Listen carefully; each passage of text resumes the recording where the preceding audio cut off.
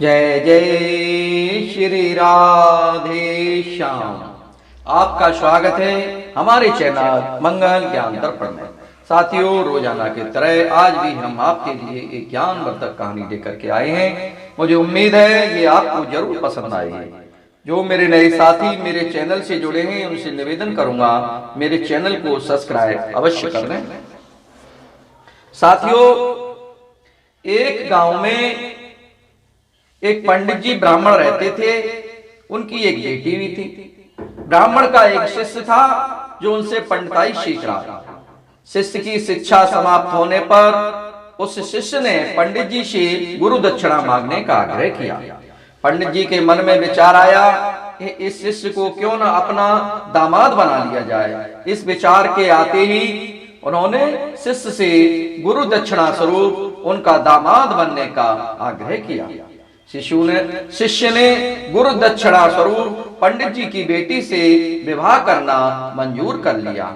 उसके बाद विवाह पूर्ण हुआ और शिष्य अपनी पत्नी को लेकर नदी के उस पार अपने गांव चला आया। रात्रि की मंगलमय वेला में पंडित जी की बेटी ने अपने पति से कहा, आप ज्ञानी पुरुष हो और मेरे पति हो। मैं एक ज्ञानी पंडित की बेटी हूँ, इसलिए आपसे एक सवाल पूछना चाहती हूँ। उस सवाल का जवाब देकर आप मुझसे जो भी चाहेंगे वह मैं करने के लिए तैयार हो जाऊंगा। ऐसी मेरी आपसे गुजारिश है। शिष्य ने तुरंत ही पत्नी को वचन दे दिया। पत्नी ने सवाल पूछा कि बताओ, पाप का बाप कौन है? शिष्य ने रात भर सभी पोथी पुराण खोलकर पढ़कर देख लिए, पर उसमें कहीं भी पाप के बाप का नाम नहीं मिला। सुबह जब हुआ, उनके मन में विचार आया, क्यों न कि मैं नदी के उस पार जाकर गुरुजी से ही सवाल का जवाब ले आऊं। विचार के आते ही शिष्य ने नदी की तरफ बढ़ चला। ज्यों ही नदी पर पहुंचा, उसने देखा कि गांव की धोबिन कपड़े धो रही है।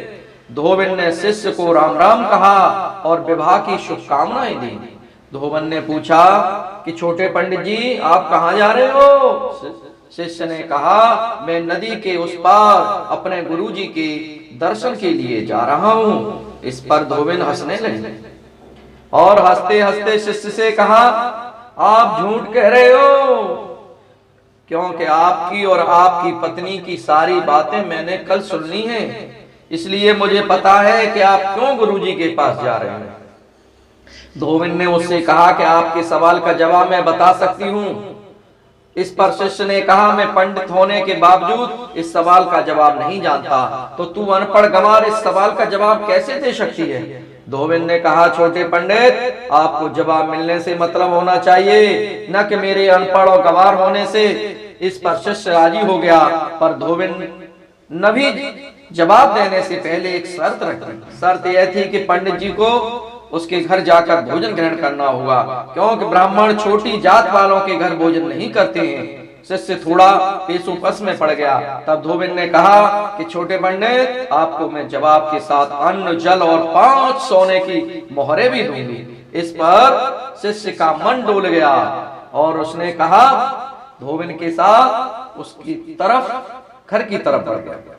घर पर पहुंचकर उसने खाना बनाने की सामग्री मांगी, क्योंकि ब्राह्मण अपना भोजन खुद बनाते हैं। पर धोबिन ने कहा, आप 5 सोनों की मोहर ले लो और खाना खा लो, खाना मैं ही बनाऊंगी। शिष्य राजी हो गया। भोजन तैयार होने के बाद जब ग्रहण करने लगे तो उसने अपना हाथ बढ़ाया, तो धोबिन ने कहा, अरे छोटे पंडित, आप क्यों हाथ को खराब करते हो? 5 सोने की मोहर और लेना, खाना हम आपको खिला देते हैं। उसने सोचा, मेरे सवाल का जवाब, भोजन तथा 15 सोने की मोहरें सभी मेरे हित में हैं। और प्रातः काल किसने देखा है कि मैं किसके यहाँ किसके साथ भोजन कर रहा हूँ?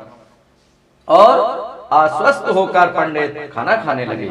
अपना मुंह आगे बढ़ा दिया। आगे बढ़ा, उसके मुंह पर धोबिन ने तमाचा जड़ दिया, जिससे शिष्य आग बबूला हो गया। धोबिन ने कहा, आपको क्रोध नहीं करना चाहिए, मैंने तो सिर्फ अपना वचन निभाया है और आपको आपके सवाल का जवाब दिया है। शिष्य ने कहा, ऐसा कैसा जवाब है? धोबिन ने कहा, पाप के बाप का नाम लालच है। अगर आपके मन में लालच नहीं आता तो आप मेरे घर भोजन करने नहीं आते। साथियों, ये वीडियो अगर मेरा पसंद आया हो तो मेरे चैनल को सब्सक्राइब और मेरे वीडियो को लाइक अवश्य करें।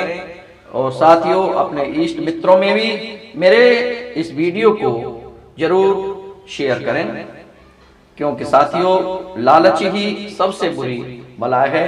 इसी के द्वारा जितने भी पाप होते हैं वो सब लालच के द्वारा ही होते हैं। अतः आप लोगों से निवेदन है कि आप लोग कोई भी व्यक्ति लालच न करें और लालच से दूर ही रहे। इसी तरह कल फिर हम मिलेंगे और एक नई कथा के साथ। तब तक आप लोगों को बहुत बहुत धन्यवाद। बोलिए श्यापत रामचंद्र भगवान की जय। जय जय श्री राधे।